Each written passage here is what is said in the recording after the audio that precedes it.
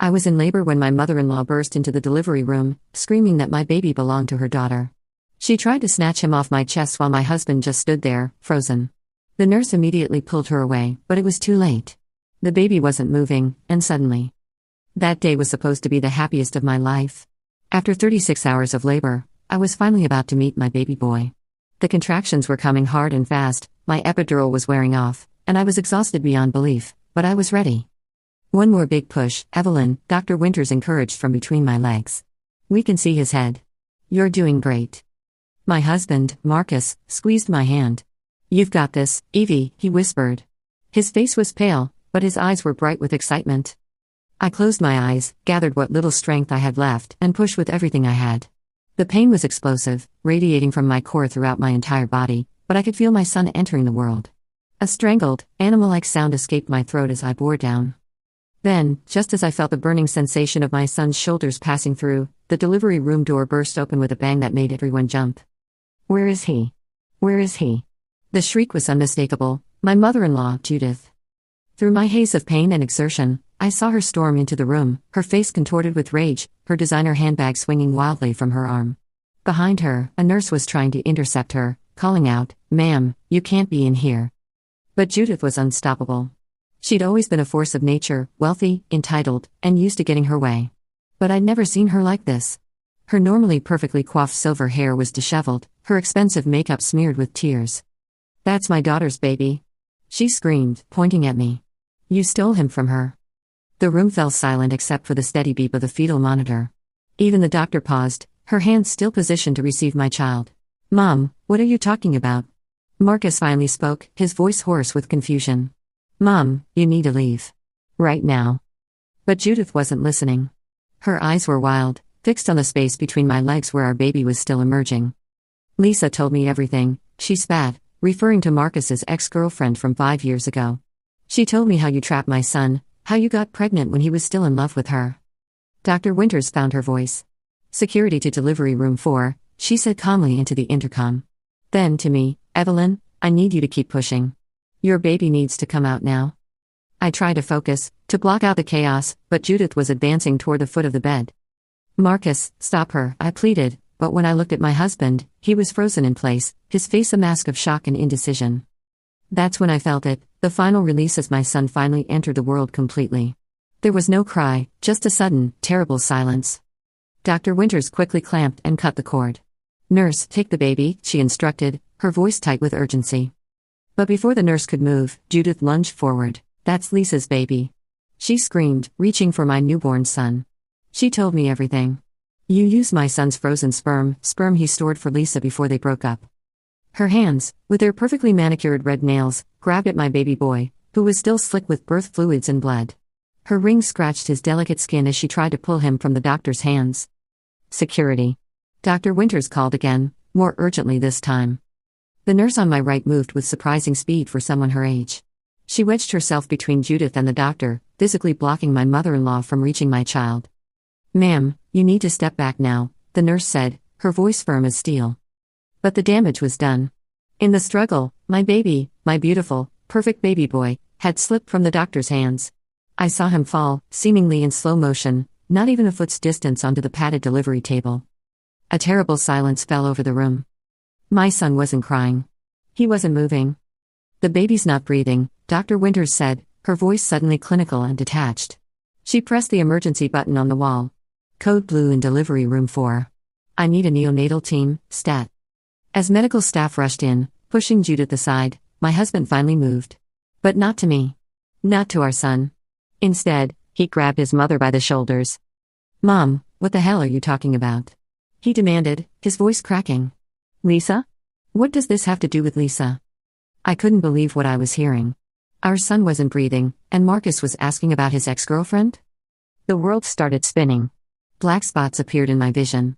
The last thing I saw before I passed out was my tiny, motionless son being whisked away by a team of doctors, while my husband stood with his arms around his sobbing mother. When I woke up, I was in a recovery room. The fluorescent lights were too bright, making my pounding headache worse. For a moment, I couldn't remember where I was or why I was there. Then it all came flooding back. My baby. I tried to sit up, ignoring the sharp pain that tore through my lower body. A nurse gently pushed me back down. "Mrs. Chen, you need to stay still," she said softly. "You've lost a lot of blood." "My baby," I croaked, my throat raw from screaming during labor. "Where's my son? Is he okay?" The nurse hesitated for a moment too long. "He's alive," she finally said. "But I should let the doctor explain his condition." Relief washed over me, followed immediately by a fresh wave of fear. What had Judith done to my child? I must have drifted off again because when I opened my eyes, Marcus was sitting beside my bed. His eyes were bloodshot, his clothes rumpled. He looked like he'd aged 10 years in the span of hours. "Evie," he whispered, taking my hand. His palm was clammy. "You're awake." I pulled my hand away. "Where's our son? What happened? Is he okay?" Marcus's face crumpled. "He's stable. They have him on a ventilator. When he fell." His voice broke. There was some brain swelling. "They're doing everything they can." The room seemed to tilt. "When he fell? You mean when your mother tried to kidnap him and the doctor dropped him?" Marcus winced. "It was an accident, Evie. Mom didn't mean." "Don't you dare defend her," I hissed, rage giving me strength I didn't know I had. "Where is she? Did they arrest her?" Marcus looked down at his hands. "She's at home. She's not well, Evie. She had a psychotic break." She truly believed. I don't care what she believed. I struggled to sit up again, ignoring the pain. "She tried to take our son. And you just stood there." Tears filled Marcus's eyes. "I know. I'm so sorry." I was in shock. "Get out," I said, my voice trembling with fury. "Get out of my room right now. Evie, please, get out." I screamed, not caring who heard. "And tell them I want to see my son. Now." After Marcus left, I lay back on the pillows, my mind racing. What had Judith meant about Lisa and frozen sperm? Marcus and I had struggled with infertility for years before I finally got pregnant naturally. We'd never used any fertility treatments. Unless. No. It wasn't possible. Marcus wouldn't have lied about something so fundamental. But Judith's words kept echoing in my head. "You used my son's frozen sperm he stored for Lisa before they broke up." How would Judith even know about frozen sperm unless it was true? It took all my powers of persuasion, but 3 hours later, a nurse helped me into a wheelchair and took me to the NICU. Behind the glass, in a tangle of tubes and wires, lay my tiny son. His perfect little chest rose and fell mechanically with the ventilator. A bandage covered part of his head where they'd placed a shunt to relieve the pressure on his brain. Marcus was sitting beside the incubator, his head in his hands. He looked up when I entered, his eyes red-rimmed and desperate. "Evie," he began, but I cut him off with a raised hand. The NICU nurse helped me sanitize my hands and guided me to a chair on the opposite side of the incubator from Marcus. "You can touch him," she said gently. "Just be careful of the tubes." With trembling fingers, I reached through the small opening in the incubator and stroked my son's impossibly soft cheek. His skin was warm, thank God, he was warm, and I could see his tiny chest rising and falling with each mechanical breath. "His name is Ethan," I said. "Ethan James Chen." Not a single family name from Marcus's side. No legacy for Judith to claim. After exhaustion overcame me, the nurse insisted I return to my room. I was still reeling from Judith's accusations, so I did something I'd never done before. I called my father. We hadn't spoken in years, not since he'd made it clear he disapproved of my marriage to Marcus. Dad had always thought Marcus was too weak, too controlled by his overbearing mother. "Evelyn?" His voice was wary but alert, despite the late hour. "Daddy," I said, and burst into tears. To his credit, my father didn't say "I told you so." Instead, he listened as I poured out the whole horrible story, the traumatic birth, Judith's accusations, Marcus's strange reaction, and Ethan's precarious condition. "I'll be there in the morning," he finally said. "And I'm bringing Simone with me." Simone was his lawyer wife, a shark in the courtroom from what I'd heard. After hanging up, I lay back on the bed, physically and emotionally drained. Sleep wouldn't come, though. My mind kept replaying Judith's wild accusations and Marcus's evasive behavior. The hospital room felt sterile and cold, the beeping of monitors a constant reminder of where I was and what had happened. I'd always imagined this day so differently, Marcus and I gazing adoringly at our newborn, taking those first precious pictures, calling friends and family to share our joy. Instead, I was alone, my son fighting for his life, and my husband. The man I'd trusted with everything. The man who had held my hand through 3 years of negative pregnancy tests, who had wiped away my tears after each failed attempt. Had it all been a lie? Had he been thinking of Lisa the whole time? I remembered how he proposed to me, on a sailboat in the bay, the Golden Gate Bridge silhouetted against the sunset. He'd seemed so certain, so in love. You're the one, Evie, he said. You're my future. When had that changed? Or had it ever been true? The gnawing doubt wouldn't let me rest. I needed answers. I picked up my phone and searched for Lisa Chen San Francisco, knowing that she'd kept Marcus's last name for professional reasons even after their breakup. The results showed a LinkedIn profile for a Lisa Chen, PhD, developmental psychologist. I clicked on it, and my blood ran cold. Her profile picture showed a smiling Asian woman with perfect skin and glossy black hair. Her latest job update was from 6 months ago, returned to San Francisco after 5 years in London. Excited to start my new position at UCSF Medical Center. Lisa had been in London for the past 5 years. And now she was back, right when I was due to give birth. I kept scrolling through the search results and found a recent article in a medical journal, Groundbreaking Research on Genetic Memory in Infants by Dr. Lisa Chen. The accompanying photo showed Lisa in a lab coat, standing next to none other than Marcus's mother, Judith Chen, identified as the head of the Chen Family Foundation, which had apparently funded the research. My hands were shaking so badly I nearly dropped the phone. This couldn't be a coincidence. Judith had maintained a relationship with Marcus's ex all these years? And now, right when I was having Marcus's baby, they were working together? A soft knock at the door interrupted my spiraling thoughts. A nurse poked her head in. Mrs. Chen? Your husband asked me to let you know he's going home to shower and change. He'll be back in a few hours. I nodded numbly. Thank you. After she left, I made a decision. I needed to find out the truth, and I needed to do it now, while Marcus was gone. Getting dressed was an ordeal that left me sweating and panting, but I managed it. I waited until the nurses were busy with another patient before making my way slowly down the hall toward the elevator. Outside, I hailed a rideshare and gave the driver an address I knew by heart, the Chen family estate in Pacific Heights. The Chen mansion was lit up like a cruise ship when I arrived, despite the late hour. I paid the driver and walked unsteadily up the long driveway, each step sending waves of pain through my postpartum body. By the time I reached the massive front door, I was dizzy and nauseous, but the rage burning inside me kept me going. I rang the doorbell, hearing its melodious chime echo through the house. After a moment, the door swung open to reveal Wei, the Chen family's longtime housekeeper. Her eyes widened in shock. Mrs. Evelyn. What are you doing here? You should be in hospital. Where are they, Wei? I asked, pushing past her into the marble foyer. Where's Judith? Wei wrung her hands nervously. Mrs. Chen is in her study with Mr. Marcus and Dr. Lisa. But Mrs. Evelyn, you not look well. I didn't wait to hear the rest. I headed for Judith's study, a room I'd always hated with its intimidating antique furniture and walls lined with photographs of Chen family achievements, not a single one featuring me, despite 7 years of marriage. The door was ajar, and I could hear voices inside. I pushed it open without knocking. 3 heads turned toward me in perfect synchronization, Judith in her leather executive chair, Marcus perched anxiously on an ottoman, and a woman I recognized from the LinkedIn photo sitting primly on the edge of the sofa. Lisa Chen in the flesh. Evelyn. Marcus jumped to his feet. What are you doing here? You should be in the hospital. So should you, I replied coldly. With your son. Remember him? The baby fighting for his life because of your mother? Judith's face hardened. You have some nerve coming here after what you've done. I laughed bitterly. What I've done? You nearly killed my child today, and you're accusing me? My child, Lisa said softly, speaking for the first time. Biologically, at least. The room went silent. I stared at her, then at Marcus, waiting for a denial that didn't come. What is she talking about? I asked, though I was starting to piece it together. Marcus stepped toward me, hands outstretched. Evie, I can explain.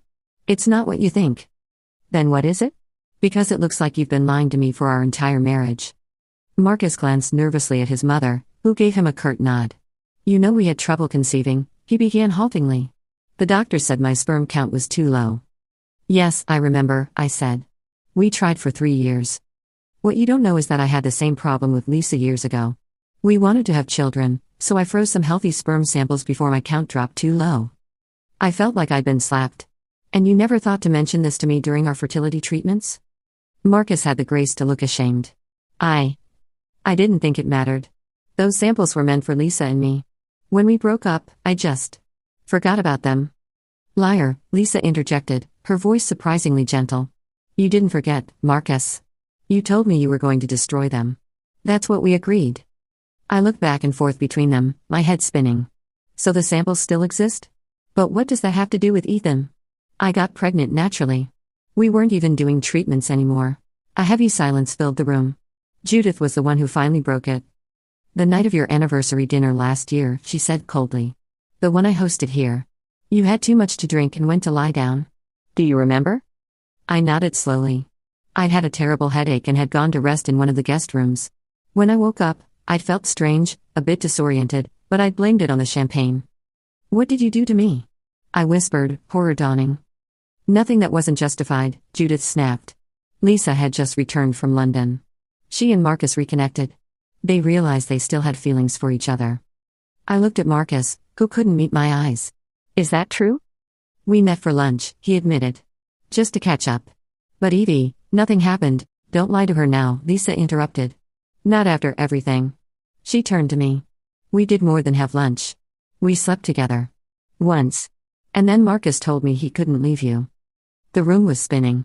I grabbed the doorframe for support. So what? You decided to use his frozen sperm to get pregnant with his baby as revenge? Lisa shook her head. No. I never wanted children. That was always Marcus's dream, not mine. That's why we broke up in the first place. Then what? It was my idea, Judith said, lifting her chin defiantly. Lisa came to me, told me about their affair. I could see how unhappy Marcus was with you. Always has been. You trapped him, made him choose between his family and you. That's not true, I said, but my voice sounded weak even to my own ears. When I found out the frozen samples still existed, I saw an opportunity, Judith continued. If you were pregnant, Marcus would stay with you out of duty. But the child would be Lisa's biologically.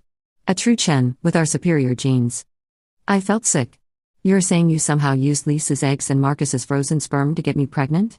That's not even scientifically possible without IVF. Not quite, Lisa said. She at least had the decency to look uncomfortable. They used Marcus's sperm, but the egg was yours. Dr. Reynolds performed the procedure while you were sedated. Dr. Reynolds. My gynecologist. The one Judith had recommended years ago. You're telling me my doctor performed artificial insemination on me without my consent? The room was definitely spinning now. That's assault. That's a crime. It was for the good of the family, Judith said dismissively. The Chen bloodline must continue. You were failing at the one thing you were supposed to do as Marcus's wife. And you were all in on this? I looked at Marcus, who seemed to be shrinking before my eyes. You knew they violated me like this? Not until after, he whispered. Mom told me a month later, when you announced you were pregnant. I was so happy, Evie. I thought it was a miracle. It was a crime, I repeated. All of you were part of a conspiracy to assault me. No one will believe you, Judith said coldly. Dr. Reynolds has already altered your medical records. As far as anyone knows, you underwent fertility treatments with full consent. You even signed the forms. I remembered now. There had been so many forms over the years. I'd trusted Marcus to read them, to tell me what I was signing. Why are you telling me this now? I asked, my voice sounding far away to my own ears. Why did you come to the hospital today and make that scene? Lisa stood up, straightening her immaculate blouse. Because I changed my mind. Seeing Marcus again reminded me of what we had. What we could have again. She crossed the room and placed her hand possessively on Marcus's arm. He didn't pull away. The baby was supposed to be ours. We were going to raise him together. While I did what? Just disappeared? Marcus was going to ask for a divorce, Judith said matter-of-factly. After a suitable period of grief. The implication hit me like a physical blow. You were planning to kill me? Of course not, Marcus said quickly. Nobody was going to hurt you, Evie. That was never the plan. Then what was the plan? No one answered. The silence told me everything I needed to know. You're all insane, I said, backing toward the door. My father and his wife will be here in the morning. She's a lawyer. When I tell them what you've done, you won't tell anyone, Judith said with chilling certainty. Not if you want to keep your son. I froze. What do you mean? Ethan's birth certificate hasn't been filed yet, she continued. One call from me, and Marcus's name will never appear on it. You'll be a single mother with no claim to Chen family support. And with his medical issues, that little boy is going to need the best care money can buy. You can't do that, I whispered. Marcus is his father. Prove it, Judith challenged. Request a paternity test, and the truth about how you got pregnant will come out. Your medical records show you consented to everything. It will be your word against ours. Against a respected doctor, a renowned psychologist, and one of the wealthiest families in San Francisco, Lisa added softly. Who do you think people will believe? I looked at Marcus, silently begging him to defend me, to stand up to his mother and his ex-girlfriend. But he just stood there, looking trapped and miserable. In that moment, I knew I'd lost. If I fought them, I might lose Ethan. And he was all that mattered now. "What do you want from me?" I asked dully. Judith smiled, the triumph in her eyes chilling. "Simple. You'll recover from the birth, care for the baby until he's strong enough to leave the hospital, and then you'll go away. Marcus will file for divorce on grounds of abandonment. You'll receive a generous settlement on the condition that you relinquish all parental rights." "And Ethan? What happens to him?" "Marcus and I will raise him," Lisa said. "As we should have from the beginning." "No." The word came from Marcus, surprising us all. "No, that's not right. Evie is Ethan's mother. She carried him, she gave birth to him. We can't just take him away from her." Judith turned on her son furiously. "Don't be weak now, Marcus. This was the plan all along." "Your plan, mother. Not mine." Marcus crossed the room to stand beside me. "I'm sorry, Evie. I should have told you the truth from the beginning. I was a coward." "Yes, you were," I agreed, too exhausted to filter my words. "You still are." He flinched but didn't argue. "You're right. But I want to make it right now. Ethan is our son, yours and mine. We'll raise him together, if you can ever forgive me." Lisa stepped forward, her composure finally cracking. "Marcus, you can't be serious. After everything we've done to be together." "We were never going to be together, Lisa," Marcus said sadly. "That was just another one of my mother's manipulations. I'm sorry if she made you believe otherwise." Judith was on her feet now, her face contorted with rage. "You ungrateful boy. After everything I've done for you." "Done for me? Or done to control me?" Marcus shot back. "You've gone too far this time, mother. You endangered my wife and my son today. If anything happens to Ethan because of what you did, I will never forgive you." I swayed on my feet, the room starting to dim around the edges. The adrenaline that had carried me this far was wearing off, leaving me lightheaded and weak. "Marcus," I whispered, reaching for him. "I need to get back to the hospital. I need to be with Ethan." He caught me as my knees buckled. The last thing I heard before everything went black was Marcus's voice, suddenly strong and commanding. "Call an ambulance, now. And mother, when this is over, you and I are done." 6 months later, I sat in Simone's sleek downtown office, bouncing Ethan on my knee. My beautiful boy was thriving, plump-cheeked, bright-eyed, and hitting all his developmental milestones ahead of schedule. The small scar on his scalp where they'd placed the shunt was barely visible now, hidden by his thick black hair. "Are you sure about this, Evelyn?" Simone asked, sliding a document across her desk. "Once we file, there's no going back." I looked down at the papers, a civil lawsuit naming Judith Chen, Lisa Chen, and Dr. Reynolds as defendants. The charges included assault, battery, medical malpractice, conspiracy, and intentional infliction of emotional distress. "I'm sure," I said firmly. "They need to pay for what they did." Marcus, sitting beside me, reached over to touch my hand. "We're doing the right thing," he assured me. I still hadn't fully forgiven Marcus for his role in the conspiracy, but we'd reached an understanding. He was in intensive therapy, learning to break free from his mother's toxic influence. He'd moved us out of the house Judith had bought for us and into a modest apartment across the city. Most importantly, he'd cut all ties with his mother, refusing to take her calls or accept her money.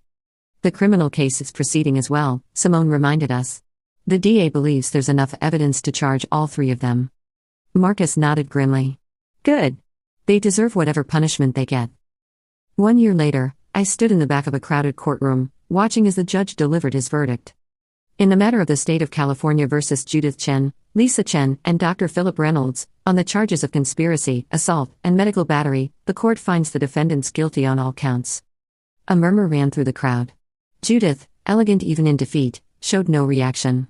Lisa, sitting beside her, wiped away a tear.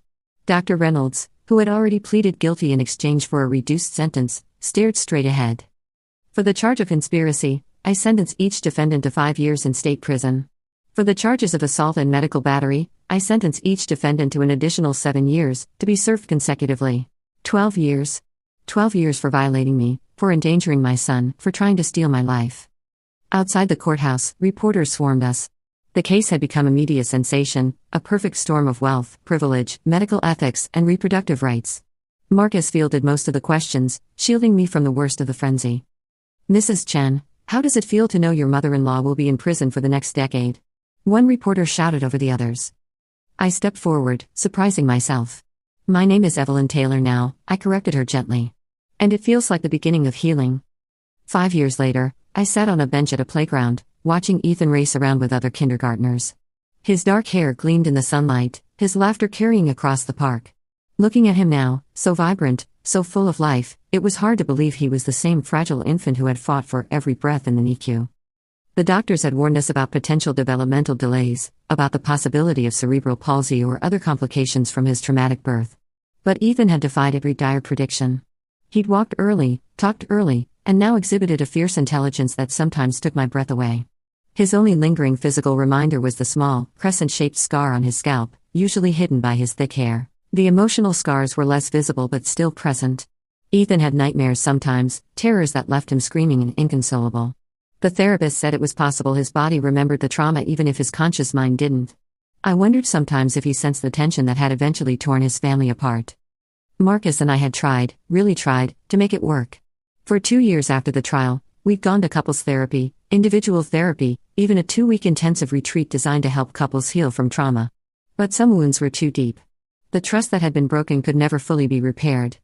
It wasn't all Marcus's fault. I changed too. The soft, trusting woman who had married into the Chen family was gone. In her place was someone harder, more wary, fiercely protective of her independence. I didn't need Marcus or his family's money. The settlement from the civil suit had set Ethan and me up comfortably, and I'd gone back to work as a graphic designer, building a successful freelance business that allowed me to be home when Ethan needed me. The divorce had been as amicable as such things can be. We both recognized that while we loved our son, the trauma of his birth and the revelations that followed had irrevocably changed our relationship. We shared custody, with Ethan spending weekdays with me and weekends with Marcus. We were civil at handoffs, consulted each other on major decisions, and even occasionally had dinner together as a family for Ethan's sake. Mind if I join you? I looked up to see Marcus standing there, handsome as ever in his casual weekend clothes. The years had been kind to him, a few strands of silver in his dark hair, a few more lines around his eyes, but still the same Marcus who had once made my heart race. Sometimes, when he smiled at Ethan in a certain way, I felt an echo of what we'd once had. Of course, I said, scooting over to make room. He's been asking when you'd get here. Marcus sat down, his eyes never leaving Ethan. How's the new job? I asked politely. After leaving the Chen family business, Marcus had started his own tech company, building it from the ground up without his family's connections or money. It had struggled at first, but was now gaining traction. It's good. Challenging, but good. He hesitated. I heard from my mother's lawyer yesterday. My stomach clenched. Judith had been released from prison 6 months ago, after serving 5 years of her sentence. She'd been granted early parole for good behavior. What did she want? Marcus sighed. The same thing she's wanted since she got out. A chance to see Ethan. No, I said automatically. Absolutely not. I agree, Marcus assured me quickly. I told her lawyer what we've always said, that Ethan isn't ready, and we doubt he ever will be. I relaxed slightly. This was one area where Marcus and I had always been in perfect alignment. Whatever our differences, protecting Ethan from Judith was our top priority. Before I could respond, Ethan spotted us and came running over, his face flushed with excitement. Daddy. Mommy. Did you see me? I climbed all the way to the top by myself. Marcus scooped him up, swinging him around. I saw, buddy. You were amazing. I watched them together, my heart full and aching at the same time. Despite everything, I couldn't regret the path that had brought Ethan into my life. He was worth every moment of pain, every nightmare, every tear. As I watched Ethan chattering excitedly to his father, I realized something important. The past would always be there, but it didn't have to dictate our future. We could choose to move forward, to heal, to find joy despite everything we'd endured. Mommy, can we get ice cream? Ethan asked, suddenly appearing in front of me. Daddy says it's okay if you say it's okay. I smiled at his breathless enthusiasm. Sure, sweetheart. But just one scoop. We're having dinner later. Marcus caught my eye over Ethan's head. Actually, I was wondering if you'd like to join us for dinner. There's that new Italian place near my apartment. They have those stuffed mushrooms you like. I hesitated. This was new. We'd done family dinners before, but always at kid-friendly restaurants, always with Ethan as the clear focus. This sounded more like, well, like a date. I don't know, Marcus. I have a project deadline on Monday. Please, Mommy? Ethan tugged at my hand. It'll be fun. Like when we went to Disney World. Our family vacation last year, a peace offering from Marcus after a tense disagreement about Ethan's schooling. To my surprise, it had been fun. The three of us had navigated the crowded park, eaten too much junk food, and laughed until our sides hurt on the roller coasters. For a few days, we'd felt like a real family. Okay, I found myself saying. But I really can't stay late. Marcus's smile was warm and without pressure. No problem. I'll make reservations for 6. As we walked toward the ice cream stand, Ethan between us, I thought about the long, strange journey that had brought us here. From the horror of that delivery room to the revelations at the Chen mansion, from the grim satisfaction of the courtroom to the quiet pain of signing divorce papers, every step had shaped us, molded us, tested us. I still didn't know if I could ever fully trust Marcus again. I didn't know if the fragile friendship we'd built since the divorce could ever evolve into something more. But I knew that Ethan deserved parents who could at least be civil, who could put his needs above their own pain. And maybe, just maybe, I deserved a chance at happiness too. Not the naive, uncomplicated happiness I'd once imagined, but something deeper and more hard one. A happiness that acknowledged the scars but refused to be defined by them. Judith had tried to take everything from me, my son, my marriage, my dignity, even my life. In the end, she'd lost everything instead. Her reputation, her freedom, her son, her precious family legacy. The Chen name, once synonymous with power and prestige in San Francisco, was now associated with scandal and crime. The last I'd heard, Judith was living alone in a condo in Arizona, cut off from her former social circle, her health deteriorating. Lisa had moved to Boston after serving her reduced sentence, changing her name to avoid the notoriety. Dr. Reynolds had lost his medical license and served 3 years in prison before being released on parole. None of them had contacted me since the trial, though Judith still occasionally tried to reach Marcus. I watched as Marcus bought Ethan his ice cream cone, chocolate chip, his favorite, patiently wiping a drip from his chin before it could stain his shirt. He caught me watching and smiled, a simple, unguarded smile that reminded me of the man I'd fallen in love with all those years ago. The nightmare that began when Judith burst into the delivery room had shaped us, scarred us, nearly destroyed us. But it hadn't defined us. We had defined ourselves, through our choices, our strength, and our unwavering love for the child who had almost been taken from us. That was the real victory. That was the ultimate revenge. As Ethan skipped ahead, Marcus fell into step beside me, close but not touching. He's doing so well, he said softly. The teacher says he's reading at a 3rd grade level. I know. Sometimes I can't believe how lucky we are. Not luck, Marcus said firmly. You fought for him. From the very first moment, you fought when I couldn't. I'll never forget that, Evie. Our eyes met for a long moment, and in that silent exchange was a history both painful and profound. We had nearly lost everything. We had hurt each other deeply. But we had also created something beautiful together, not just Ethan, but a new kind of relationship forged in the fire of adversity. Whether that relationship remained a friendship or someday became something more, I didn't know. But I was no longer afraid to find out.